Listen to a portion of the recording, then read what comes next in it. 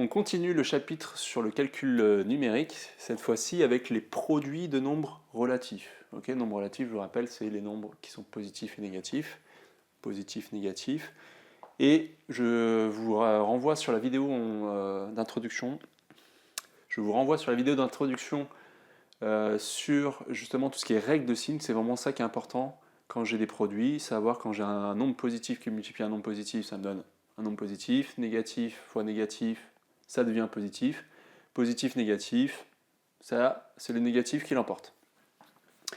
Donc c'est exactement ça qu'on va mettre en application. Là on s'intéresse juste aux entiers, après on va faire des calculs un peu plus longs avec plusieurs produits à la suite.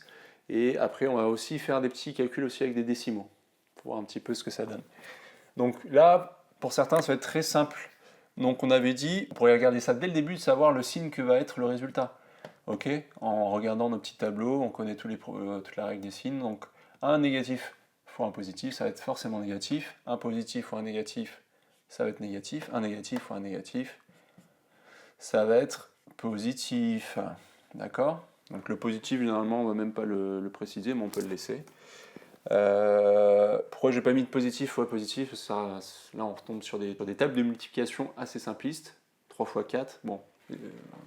Là, vraiment, le but de l'exercice, c'est jouer avec plutôt qu'est-ce qui se passe, positif, négatif, etc. Donc, moins 4 fois 2, j'ai juste à maintenant, je connais le signe à m'intéresser à 4 fois 2. Vous connaissez vos tables, bien évidemment en troisième, j'espère. Ça fait un 8. 3 fois 7, pareil. On sait que c'est 21. Et maintenant 6 fois 5. Donc là, je vais quand même enlever le plus. C'est pas très joli, je trouve. 6 fois 5, ça fait 30. Et voilà. Ok, donc la grande difficulté ici, c'est juste les signes. Sinon, c'est des tables de multiplication. Quand vous êtes avec des entiers.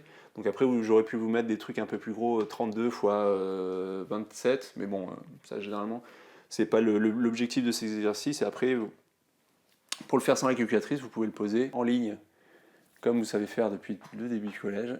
Et nous, on fait d'autres vidéos, faites des exercices pour vous entraîner à ces règles des signes.